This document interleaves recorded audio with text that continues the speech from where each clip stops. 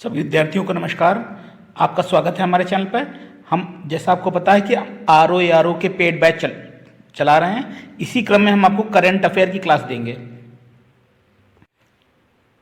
तो चलिए शुरू करते हैं। कुछ महत्वपूर्ण प्रश्न करंट अफेयर के आर और एआरओ के लिए खासतौर से इम्पोर्टेंट है। महिला एवं बाल विकास मंत्रालय 20 मार्च से 3 अप्रैल के बीच मनाए गए 5वें पोषण पखवाड़ा की जो थीम थी वो थी सभी के लिए पोषण, एक साथ स्वस्थ भारत की ओर।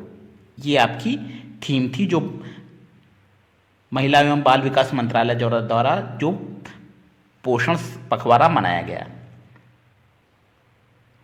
नेक्स्ट देखेंगे, मार्च 2030 में जारी ब्रांड फाइनेंस की नवीनतम ग्लोबल 500 सूची में कौन सा भारतीय ब्रांड वैश्विक स्तर पर शीर्ष 10 ब्रांडों में 9वें स्थान पर था? तो 9वें स्थान पर आया था रिलायंस जियो।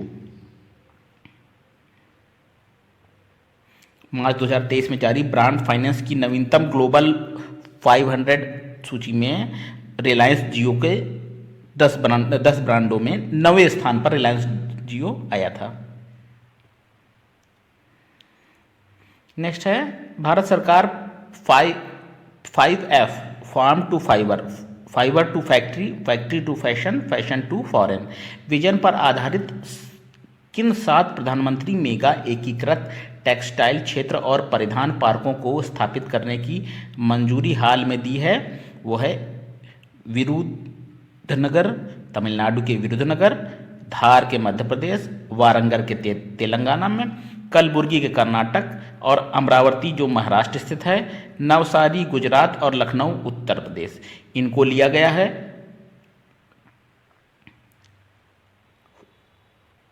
5F के अंतर्गत farm to fibre, farm to factory, farm to fashion, fashion to foreign, Bharat सरकार द्वारा। आरबीआई के डिजिटल रूपी के रूप में के पहले चरण का कार्यान्वयन किस बैंक द्वारा 2 फरवरी 2023 को किया गया? ये किया गया कोटक महिंद्रा बैंक लिमिटेड द्वारा। डिजिटल रूपी के पहले चरण का क्रियान्वयन हो गया है कोटक महिंद्रा बैंक लिमिटेड द्वारा। नेक्स्ट है, मार्च में जारी सिटी इंडेक्स 2023 की एक नई international women's day study report के अनुसार जहां महिला अरबपतियों की सूची में अमेरिका शीर्ष पर है, वहीं भारत की महिलाएं इस सूची में 5वें स्थान पर हैं। तो महिला अरबपतियों की बात करें तो सिटी इंडेक्स 2023 में जो एक इंटरनेशनल वीमेन स्टडी रिपोर्ट जारी हुई है उसके अनुसार महिलाएं अरबपतियों की सूची में भारत में 5वें स्थान पर हैं। भारत की G20 प्रेसिडेंसी के तहत पहली लेबर 20 बैठक 19 से 20 मार्च 2023 को कहां पर आयोजित की गई थी? ये आयोजित हुई थी अमृतसर पंजाब में। पहली लेबर बैठक अमृतसर पंजाब में आयोजित हुई। परमेश्वरम अय्यर की जगह किस पूर्व आईएएस अधिकारी को फरवरी 2023 में नीति आयोग का मुख्य कार्यकारी अधिकारी सीईओ नियुक्त किया गया है? वेरी मोस्ट इंपॉर्टेंट प्रश्न है। BVR सुब्रमण्यम को नीति आयोग का मुख्य कार्यकारी अधिकारी सीईओ नियुक्त किया गया है। किसके स्थान पर? परमेश्वरम अय्यर के स्थान पर।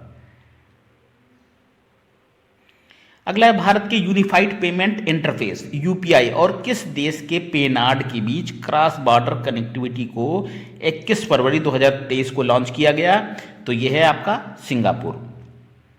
सिंगापुर है ऑप्शन आपका। 13 मार्च 2023 को आरबीआई द्वारा किसे इंफ्रास्ट्रक्चर फाइनेंस कंपनी आईईसी का दर्जा प्रदान किया गया? ये भारतीय अक्षय ऊर्जा विकास एजेंसी को ये दर्जा प्राप्त हुआ है। IREDA इंफ्रास्ट्रक्चर फाइनेंस कंपनी का दर्जा मिला है भारतीय अक्षय ऊर्जा विकास एजेंसी को।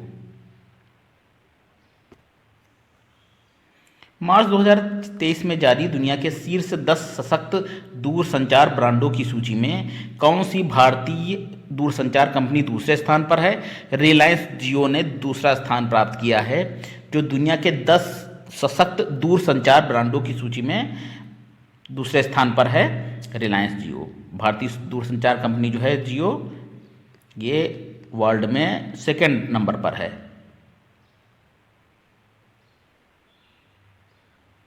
भारतीय मूल की वह अमेरिकी लेखिका, कॉमेडियन और अभिनेत्री जिन्हें अमेरिकन राष्ट्रपति जो बाइडेन ने 2021 के लिए राष्ट्रीय मानविकी पदक से सम्मानित किया गया है, मिंडी काइलिंग।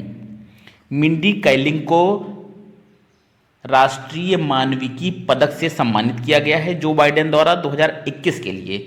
वो भारतीय मूल की क्या क्या है, अमेरिकी लेखिका हैं, कॉमेडियन हैं और अभिनेत्री हैं। ठीक है, मिंडी काइलिंग मोस्ट इंपॉर्टेंट प्रश्न है।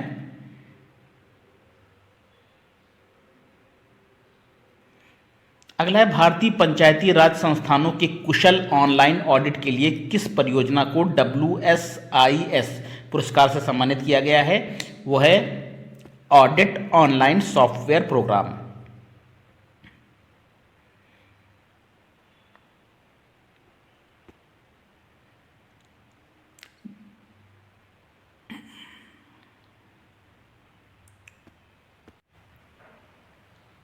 नेक्स्ट देखिए, वह प्रसिद्ध भारतीय उद्योगपति जिन्हें भारत ऑस्ट्रेलिया संबंधों, विशेष रूप से व्यापार, निवेश और परोपकार के लिए उनकी विशिष्ट सेवा के लिए हाल ही में ऑर्डर ऑफ ऑस्ट्रेलिया से सम्मानित किया गया है।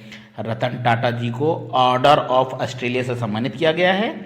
भारत ऑस्ट्रेलिया संबंधों को, स्पेशली ट्रेड है, इन्वेस्टमेंट है, उन चीज़ों को बढ़ाने के लिए विशिष्ट सेवा पुरस्कार से सम्मानित किया गया है। ऑस्ट्रेलिया द्वारा सम्मानित इनको किया गया है।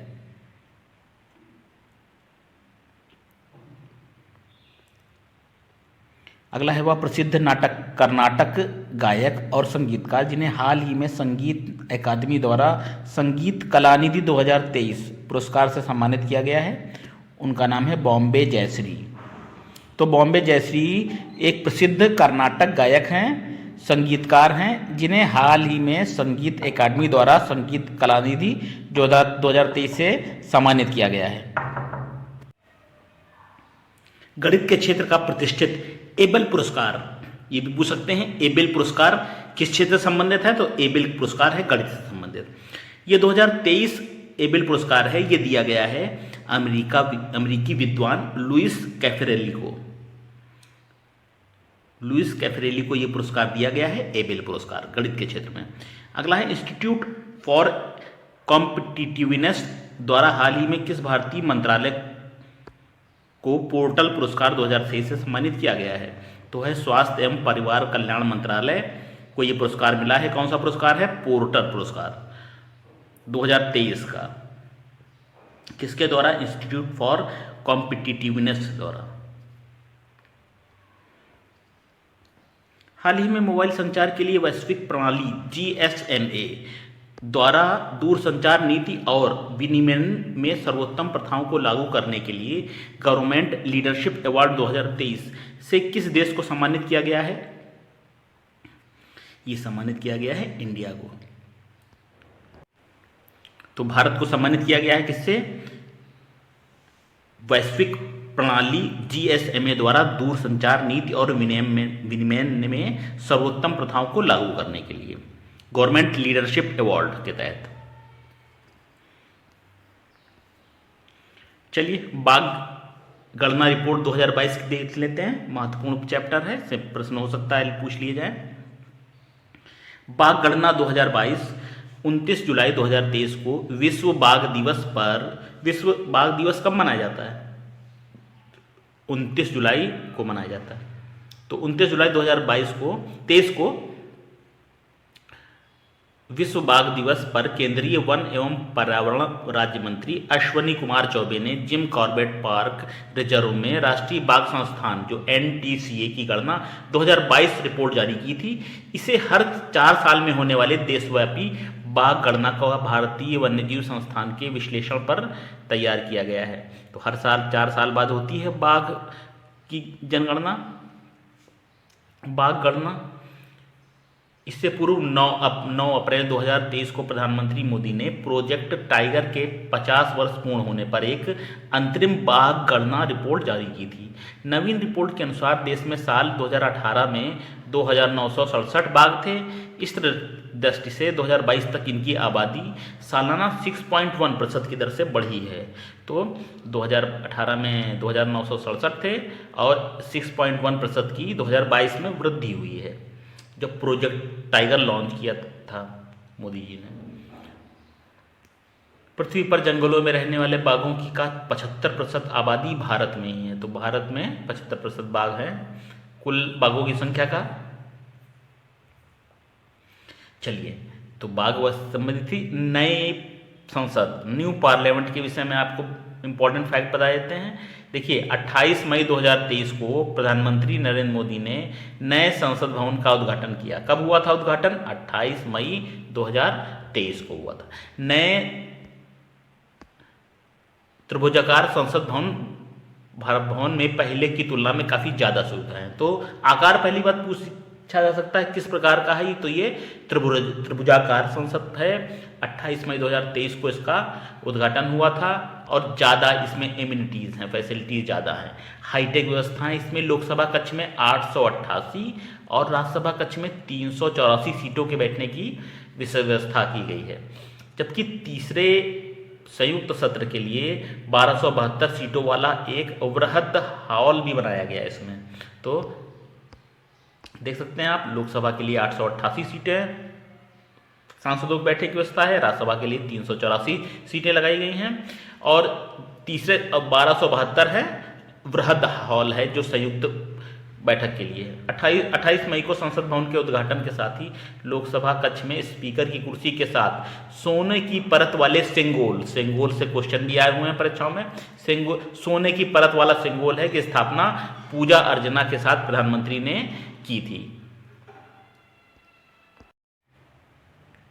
देखिए, सेंगोल के विषय में हम लोग जानेंगे। प्राचीन काल से ही राजदंड के रूप में माना जाने वाला सेंगोल केवल सत्ता का ही प्रतीक नहीं बल्कि राजा के सामने सदा न्यायशील बने रहने और राज्य के प्रति समर्पित करने के लिए वचन का भी एक प्रतीक रहा है। तो सेंगोल एक दंड के रूप में है जो शासन सत्ता के हस्तांतरण से संबंधित है।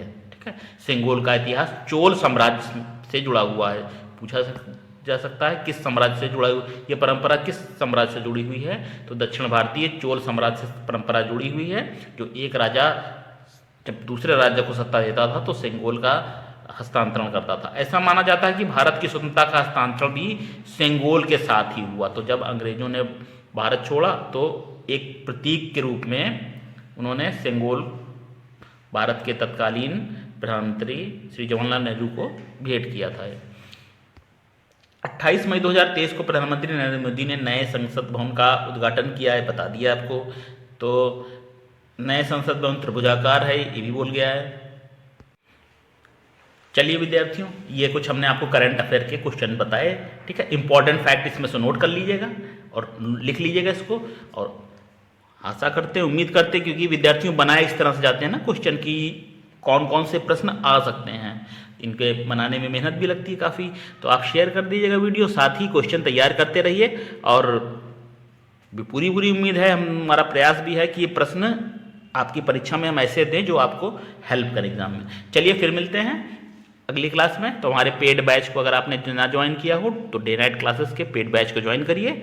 आपकी परीक्षा में, आपकी सफलता में डे नाइट क्लासेस हमेशा साथ है। फिर मिलते हैं। नमस्कार।